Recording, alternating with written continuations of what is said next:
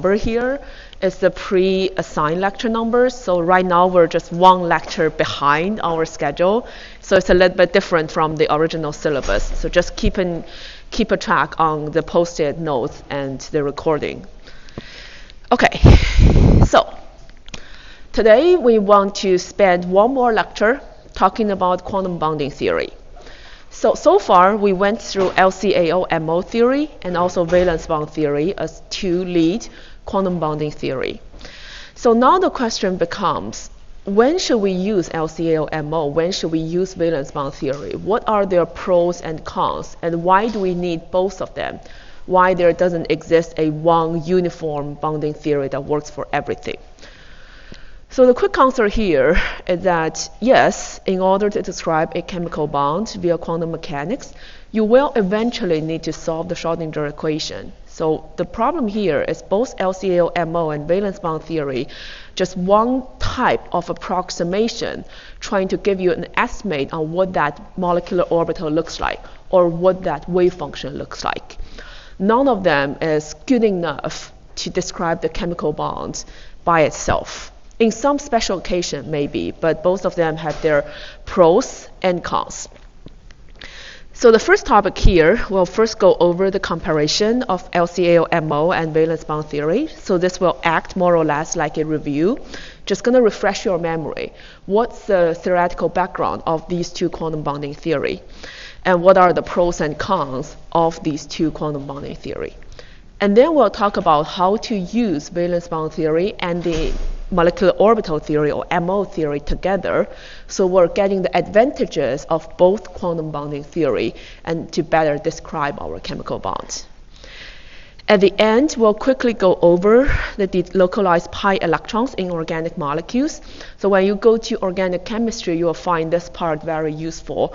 It gives you information about why sometimes you have conjugated double bond, and these conjugated double bond may give you different chemical behavior, and that's coming all the way down to the origin of that delocalized pi bond or delocalized pi electrons. All right, so first thing first, comparison of the LCAO-MO and valence bond theory. We'll use H2 as an example.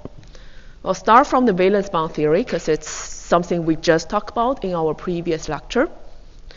When we're talking about valence bond theory, remember in this valence bond wave function, what we're having is we're taking the product of the electrons of those atomic orbitals.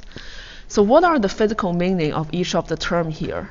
Right, so for hydrogen atom, the ground state of hydrogen atom, you're expecting the electron in the 1s atomic orbital. So here, what this 1s-A1 means is electron 1 is with nuclei A. Right, so the atom we're talking about is HA bonds to HB. And when we're saying there's a chemical bond, there are two electrons that are indistinguishable from each other. We don't know where that electron belongs. So naturally, here the 1sb2 means it's electron 2 with nuclei B. All right, so that 1s tells you that's an atomic orbital of interest. For hydrogen atom, that is 1s. And because the electrons are indistinguishable, we don't know which electron belongs to which nuclei. So we have the second term. So in here, what we're talking about is electron 2 is with nuclei A. And the last term, that's electron 1 with nuclei B. All right. So in this case, what we're talking about is electrons are always localized in between atoms. So the take-home message here, when using the pure valence bond theory, we're having electrons are always localized in between atoms. Or if you think about where that electron is, it's localized in between the hydrogen atom A nuclei and the hydrogen atom B nuclei. So for hydrogen atom, that sounds okay, right? Electrons is always evenly shared in between the two atoms. However, there is a clear problem here. We know that atoms have different electron negativity, right? Depending on what nuclei it is, it attracts electron with different strength. But the valence bond theory does not describe any ironic character in between polar molecules. So if we have HA bonds to HB, it is okay to say, okay, how all electrons are evenly shared in between the two nuclei. But when we have, say, HF, then this one is not that accurate, because what we expect is fluorine is more electron negative. The electron density should be more localized on the fluorine comparing to the hydrogen ends. So that's a clear disadvantages of valence bond theory. It's always predicting a chemical bond to be 100% covalent. There is no polar contribution into that chemical bond. So that's a clear problem of the valence bond theory if we're only talking about valence bond theory itself. All right, with me so far? It's a quick review. And then we're moving on to the LCAO-MO.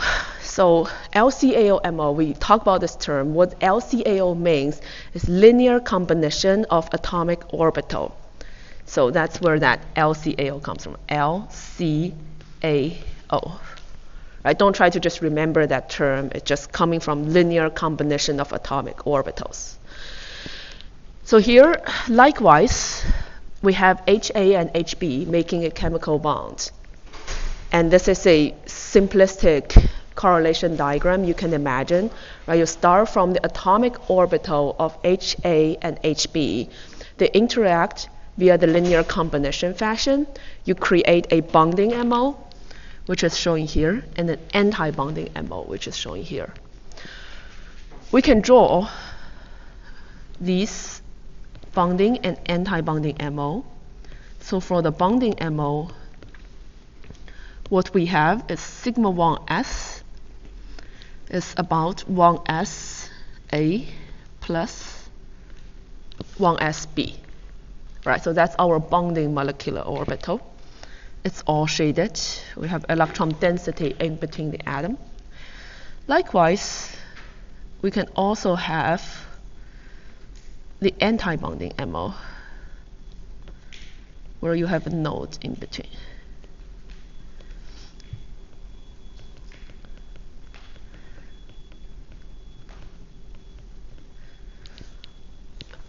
Again, these circles are just the single 1s atomic orbital of your hydrogen atom. And depending on if these atomic orbitals interfere with each other in a constructive or a destructive fashion, you have different shading, and you create a pair of bonding and anti-bonding MO. So these are the molecular orbital. If you think about it, these are the wave function. So in quantum mechanics, if you remember what we're talking about when we want to get the electron density, the probability density, what we're doing is taking that wave function and taking the square of it to find the electron density. So likewise, if we start from the molecular orbital and we're trying to find where the electron density are in this bonding MO, what we need to do is taking the product. Just going to copy paste these down.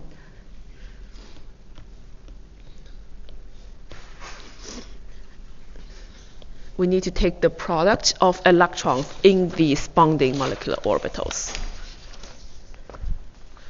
Or if we want to get electron density, what we're doing is taking the product of these electrons in your bonding molecular orbitals. Or the other way to put it is, here's the electron density.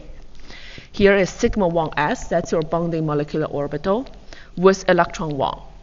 And also, likewise, the bonding molecular orbital with electron 2. So in this equation, what we're saying is electron 1 in sigma 1s and electron 2 in sigma 1s. So same idea, we're taking the product of your molecular orbital to estimate where your electron density is.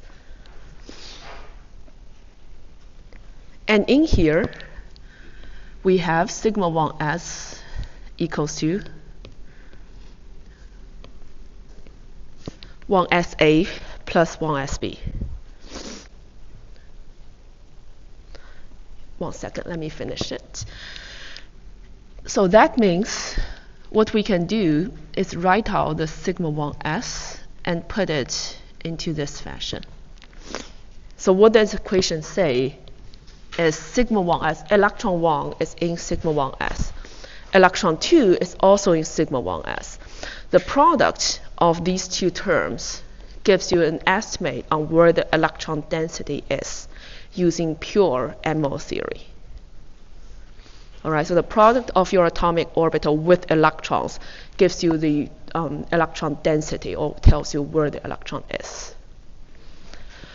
With that in hand, what we're doing is just plugging these terms, right? So in both cases, sigma 1s equals to 1sa plus 1sb. And then, opening that up, we have 4 different terms. You can do that math here. What we're doing is just opening up these products, and we have 4 terms here. So if I copy-paste that valence bond equation here, in the pure valence bond equation, this is something we just talked about in the valence bond equation. Let me use a different blue color here. Right, here we're saying electron 1 with atomic orbital 1sa, electron 2 with 1sb. So that term is equal to the term here. And likewise, 1 with b and 2 with a. So these two terms are equivalent.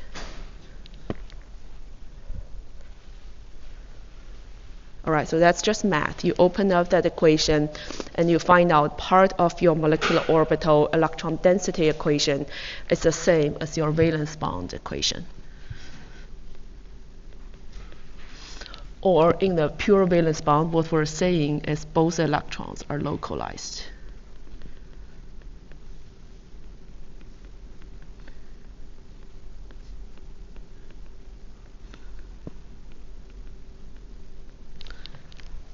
Or 100% covalent, if you may.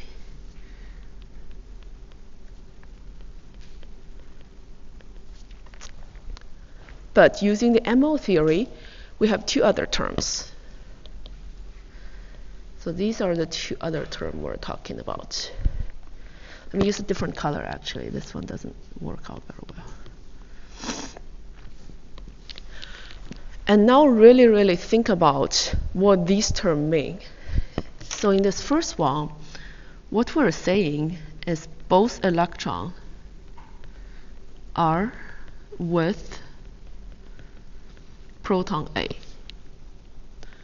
All right, so when both electrons are with proton A, effectively what we're predicting is HA minus, HB plus.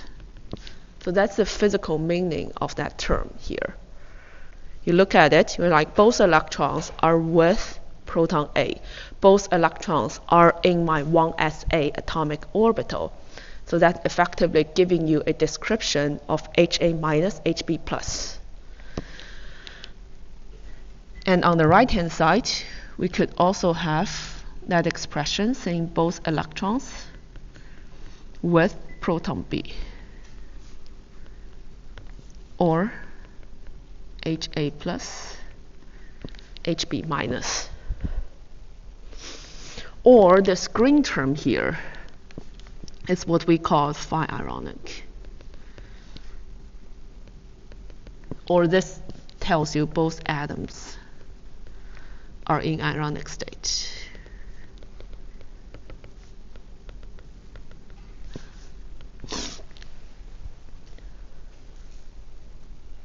So using the LCAO-MO, apparently we can describe some part of your chemical bond with ironic character, which is more correct if you think about it when you have some polarity in that covalent bond.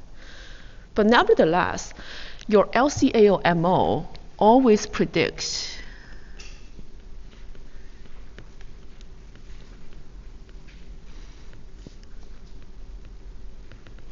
(50% ironic character, which is not correct.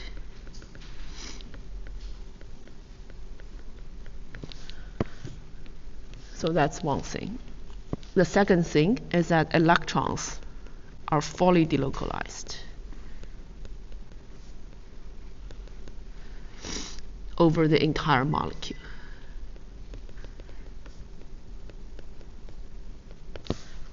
When we say fully delocalized, is if we talk about this molecular orbital, we're looking at H2 as a whole, and the electrons are just all over the place, whether it's a bonding or an anti-bonding MO. So since we're here, I already graded your question 4 on the midterm exam, and one common misunderstanding is about the occupation of your molecular orbital. So when we're sketching that singly occupied molecular orbital, say atom A, atom B, and we're using the px star as an example, pi x star as an example. So even if it is singly occupied, what we're having is still a fully delocalized molecular orbital. It's not just one part of it. It is singly occupied, but it doesn't mean you only show half of your molecular orbital. The molecular orbital is always fully delocalized over the entire molecule, whether it's occupied or not occupied, whether it's an anti-bonding or a bonding MO, it's always fully delocalized over your entire molecule. All right. So how do we feel so far? It should act as a quick review on the physical meaning of valence bond theory and LCAO-MO theory. Take-home message here, valence bond theory, electrons are always localized, but it always predicts your chemical bond to be 100% covalent. LCAO-MO theory, on the other hand, the electrons are always fully delocalized. It's all over the place, depending on what your molecular orbital looks like. And MO theory always predicts 50% covalent, 50% ironic, which is not 100% true neither. I'll pause here for questions.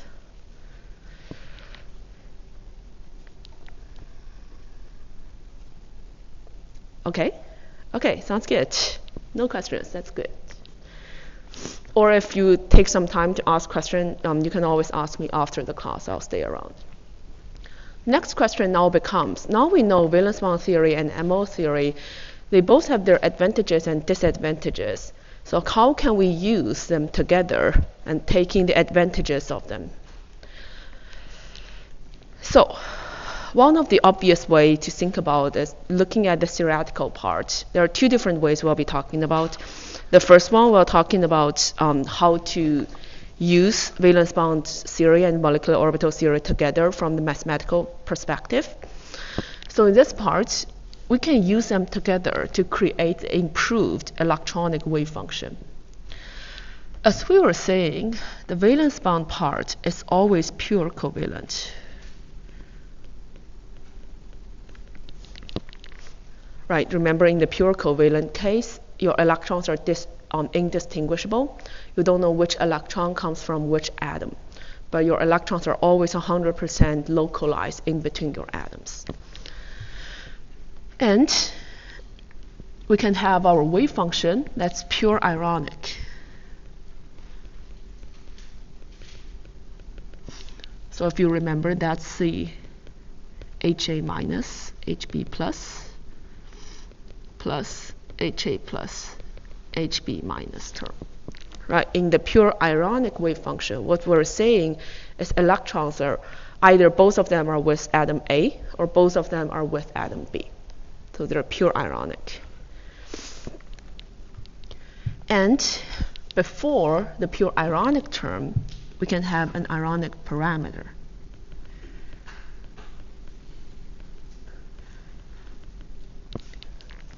So let's say now, let's take together your valence bond molecular orbital and your ionic part from your MO molecular orbital.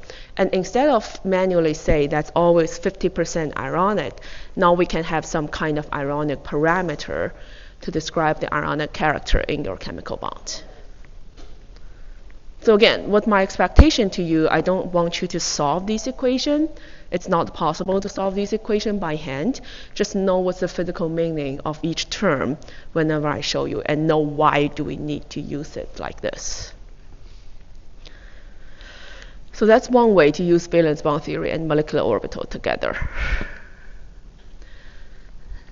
The other part to use the MO theory and the valence bond theory together is more conceptual and more applicable in your organic chemistry classes.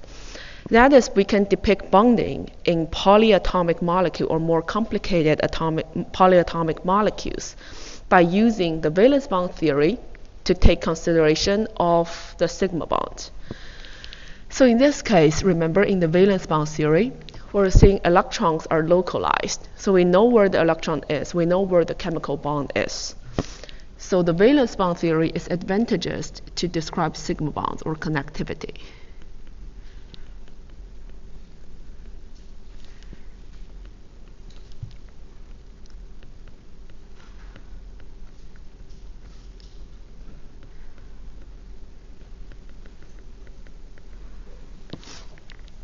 All right, so how are the atoms connected in your molecule? That part is advantaged using the valence bond theory because the electrons are more localized. LCAO-MO, on the other hand, so because we can create those correlation diagrams and we have some information about the energy level of your atomic orbitals, and thus you can get an estimate of your molecular orbital energy levels. So LCAO-MO theory gives you better description on energy levels of the pi electrons.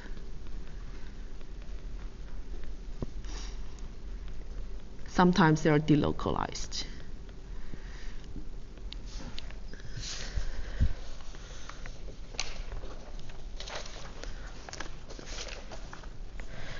And I'm going to jump really quick into the fact of what we're talking about when we're saying electrons are fully delocalized using pure LCAO-MO. So here I'm showing a CH3 plus. So in CH3 plus, which is a carbocation, you're still expecting that carbon making 3 bonds with each of the hydrogen atom. Using valence bond theory, it's quite straightforward. You can look at it and say, okay, your carbon has Sn equals to 3. It's sp2 hybridized. It should be a trigonal planar geometry. Carbon making 3 sigma bond with the hydrogen. But using the pure LCAO-MO theory, what we're getting are actually some pictures like these. So in this case, if we look at that correlation diagram, in here we have a total of 6 electrons we're talking about. So 1, 2, 3, 4, 5, 6. So in this case, we're talking about all 6 electrons are in these 3 molecular orbitals, and they are fully delocalized. It's hard to say where is your first CH bond. What we can say is your CH bond or all the 3 CH bonds are fully delocalized over the entire molecule. So this is just a quick example in what we're talking about when we're saying the electrons are fully delocalized.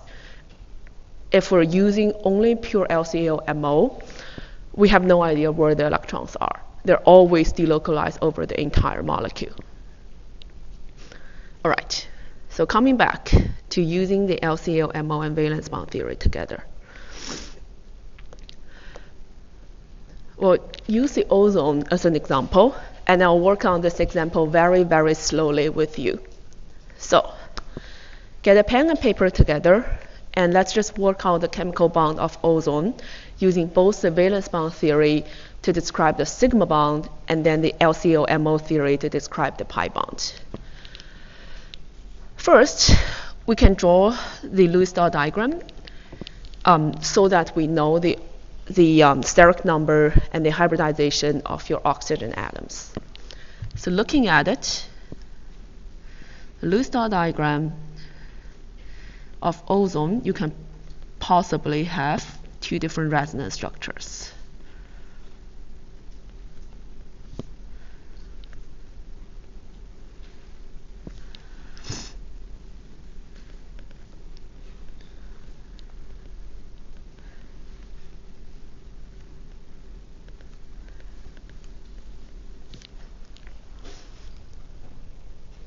All right, so now if we look at the center oxygen here,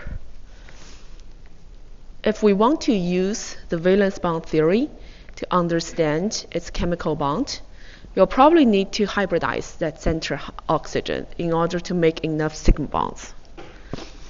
So in this case, our center oxygen has steric number equals to 2, and my lone pair equals to 1. Steric number equals to 3. I'm sorry, I counted wrong. Where that 3 comes from is 1, 2, and 3. Right? So you're counting the number of either atoms or lone pairs surrounding that center atom. So in both resonance structure, your steric number equals to 3. So steric number equals to 3 tells you we have 3 hybridized atomic orbitals.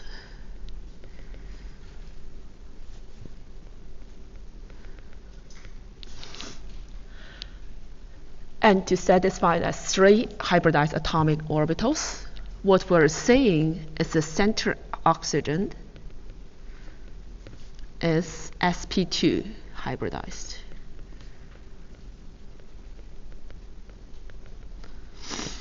All right, where that sp2 comes from is we have a total of 3 hybridized atomic orbitals. That sp2 hybridized atomic orbitals comes from 1 s atomic orbital and 2 p atomic orbitals. So 1 plus 2, that equals to 3.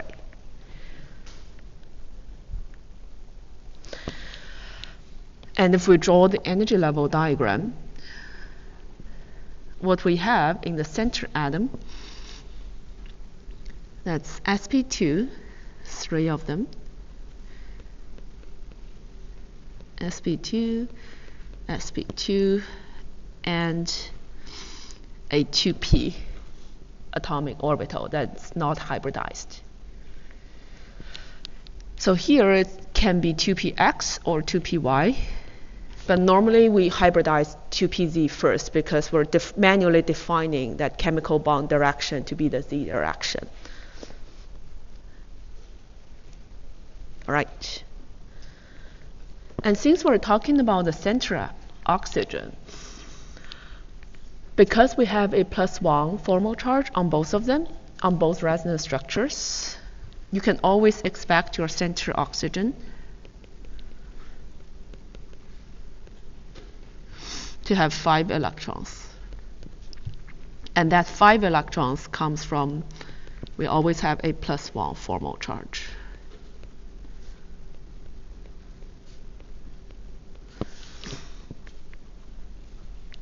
And we can put the electrons into our hybridized atomic orbitals. So 1, 2, 3, 4, 5.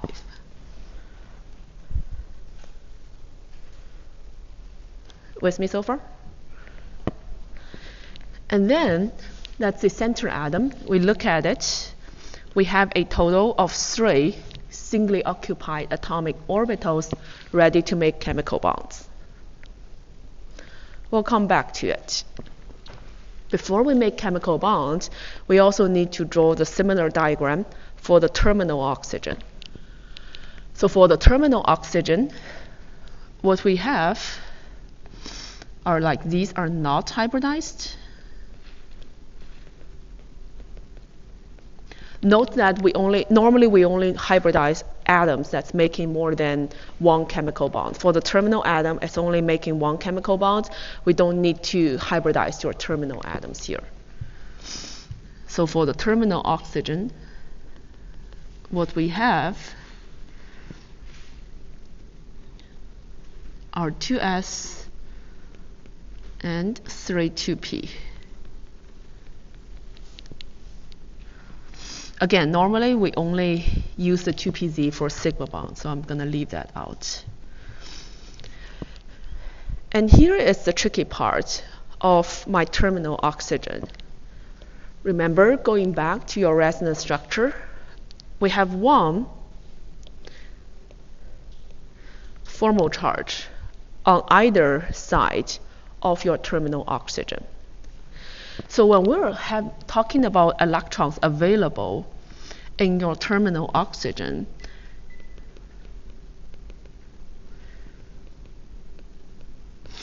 if we don't have any formal charge, that's 6, but there's also a possibility of 7 electrons. So we only have -1 formal charge on one of them, and we don't know which one it is. So when drawing that onto our energy diagram, what we have is either 6 or 7. So 1, 2, 3, 4, 5, 6. So these 6 electrons are always there for your terminal oxygen. But for one of them, we have an additional 7th electron. So what it means is here, the 2pz is going to always form our sigma bond.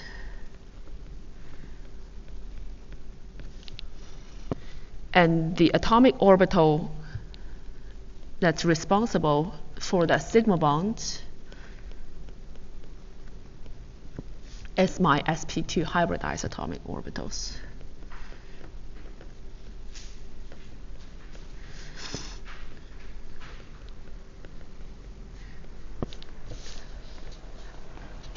All right, so that's for the sigma bond. I'm going to leave this here when we're moving to the next page.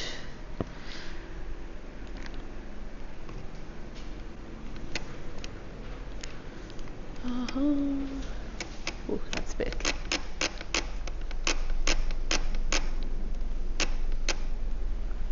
Okay, I'll leave this analysis here when we're moving on to the next page.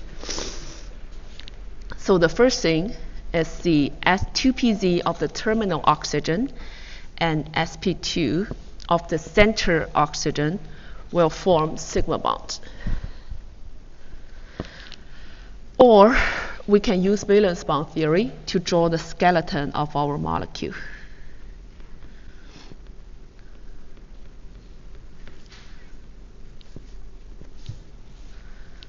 Or if you like, what we have is in the oxygen, in the center oxygen, we have our sp2 atomic orbitals.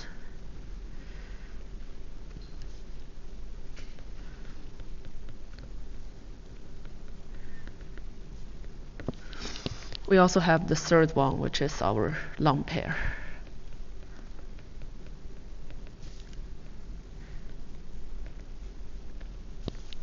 Right, so if you like what we have in here, these are the sp2 atomic orbitals of our center oxygen. All right, so that's our hybridized sp2 atomic orbitals. And then these are making chemical bonds with the pz of our terminal oxygen.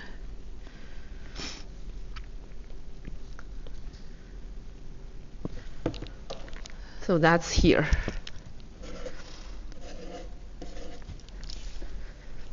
All right, so in total we have 6 electrons making our 3 sigma bonds.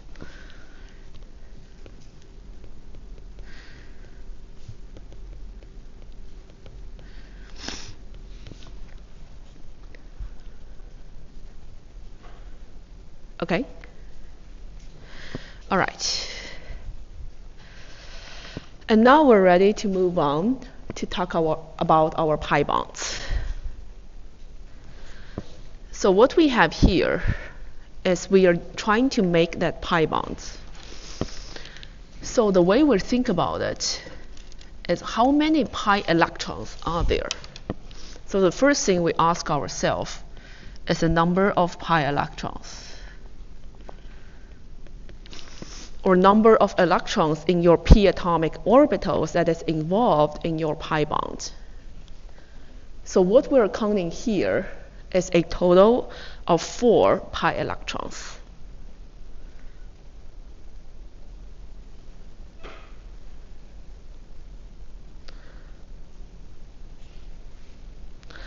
So what we have here is, in here we have 1 2px electron. We have 1 electron in your center oxygen in your 2px atomic orbital. And then here it's a little bit special because we have 3 total pi electrons in your 2 terminal p atomic orbitals. With me so far, where that 3 comes from is, if you think about here in the formal charge scenario, either you have 6 or 7 electrons. So for one of them, okay, so I'm just going to draw it again. So in the terminal oxygen, effectively we have 2 different energy level diagram. It can have 1s, 2p. So if it doesn't have any formal charge, it has 6 electrons, and that's what it looks like. There's 1. And if you have -1 formal charge, you have a total of 7 electrons, and that's 2. So that's 1 plus 2 gives you a total of 3. So in total, we have 4 pi electrons. And these 4 pi electrons are delocalized in your pi chemical bond. So what we can draw is a pi correlation diagram.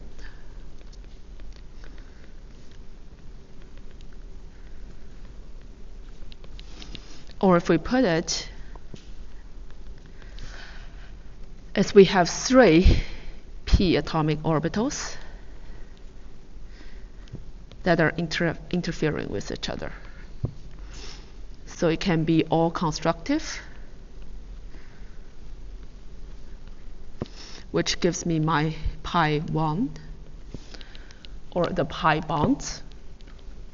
It's a bit too big, so let me put it too small.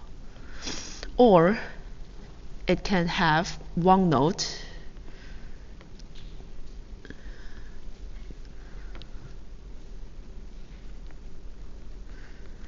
and that's our pi 2. And likewise, you can have 2 nodes.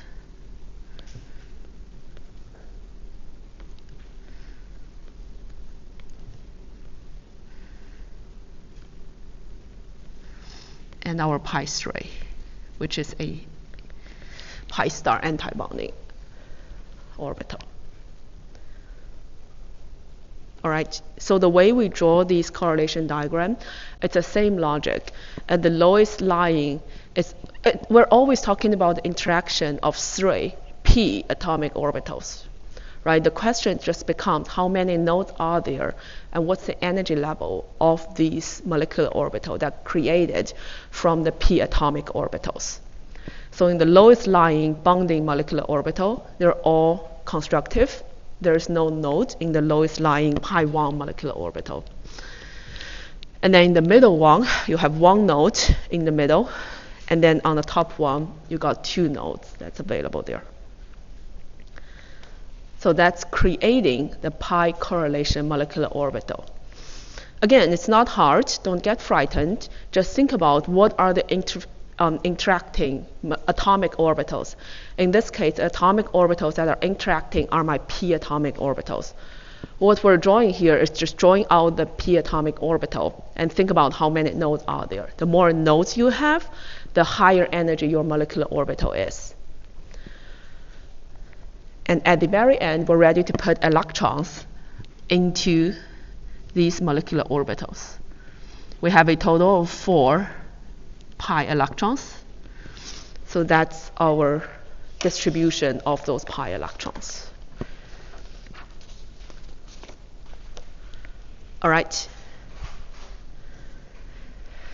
So now I want to ask you a chemically relevant question.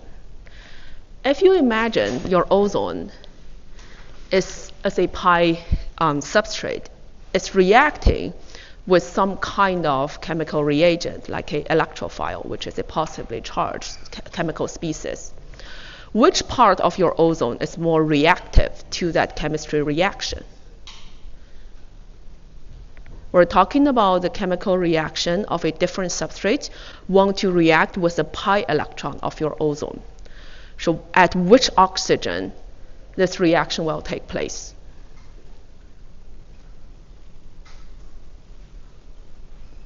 Care to take a guess? Yes. Yes and no. So the negative formal charge is a way to think about it. The other way to think about it is here, your pi electron, the highest occupied molecular orbital, have electron density or molecular orbital at the terminal oxygen. So in that hypothetical scenario where your ozone is reacting with a different substrate, it will likely take place at the terminal position, because in the middle there's a node. There's no molecular orbital, there's no electron at that center oxygen. So that's one of the chemically relevant scenario. That's why we want to study the chemical bond, because by writing out this correlation diagram, it tells you information about where your electron density is and where your chemical reaction is predicted to take place. You'll see more of that in organic chemistry, but this is just to prepare you ready for that. So before we move on, I want to quickly summarize in what we identified in here. Overall, what we're predicting is in ozone, we're having 2 sigma bonds. That's between the sp2 of center oxygen and pz of terminal oxygen. Right?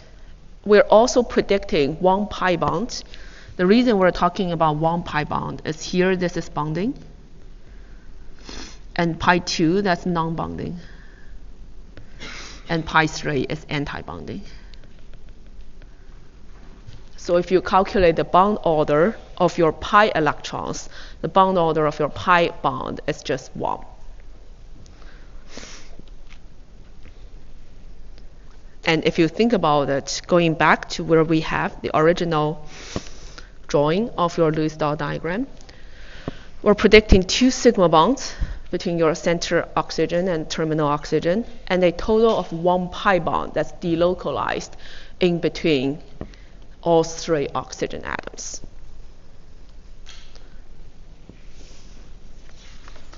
So how do you feel about this example here? Yes. So pi electrons coming here, I'm just going to draw it on paper, that's easier. So what we have is for terminal, that's not helpful. Maybe just a new page, let's just leave it here. So for terminal oxygen, that's not hybridized. One of it is neutral.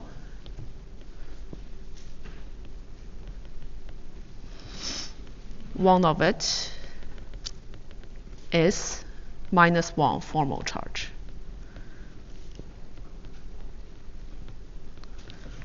All right, so it's not hybridized.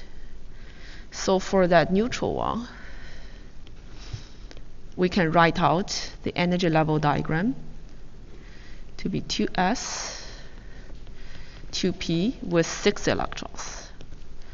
1, 2, 3, 4, 5, 6. In that 6 electron, here you have 2 lone pair that are doubly occupied, not involved in your chemical bond. One of them is involved in your sigma bond, and this one is involved in your pi bond. All right, so that's for one of it.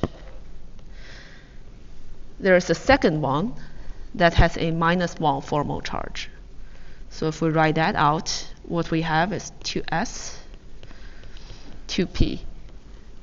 And we have a total of 7 electrons because of the negative 1 formal charge. Putting the electron in, 1, 2, 3, 4, 5, 6, 7. We have a total of 7 electrons. And in here, these two are always doubly occupied. We don't care about it. There's always one singly occupied, ready for sigma bond. And there's this one, that's for the pi bond. So the reason, even if this one is doubly occupied, we still consider it as our pi electron, is because we don't know which oxygen has that doubly occupied. So in reality, both of them are a linear combination of these two scenarios, where you can have 1 or 2 electrons.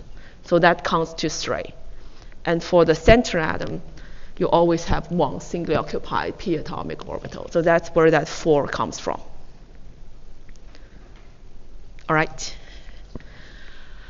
Okay, I have 2 more minutes. I don't think I have enough time to finish it, but I'll just quickly go over what we can use that same logic to do, and we'll pick that up next lecture. So when we're talking about delocalized pi electron in organic molecules, it's like what we did with ozone. In organic molecules, whenever you have alternating single and double bond, what we call them are conjugated pi electron system. Some of the examples of the conjugated pi electron systems can be 1,3-butadiene, like this, or it can be a benzene. So whenever you have alternating single and double bonds, you have conjugated pi systems. And at the beginning of our next lecture, we'll talk about how to describe chemical bonds and why these pi electrons are delocalized in these organic molecules. Before we conclude, I think I'm a little bit behind for this quarter's lecture, and I do want to finish everything. So what I will do is use our buffer lecture to talk about all the materials that we left over, and I'll post another video of additional review like our buffer lecture on our shared folder. So I'll keep you posted, but I'll try catch up our materials this year.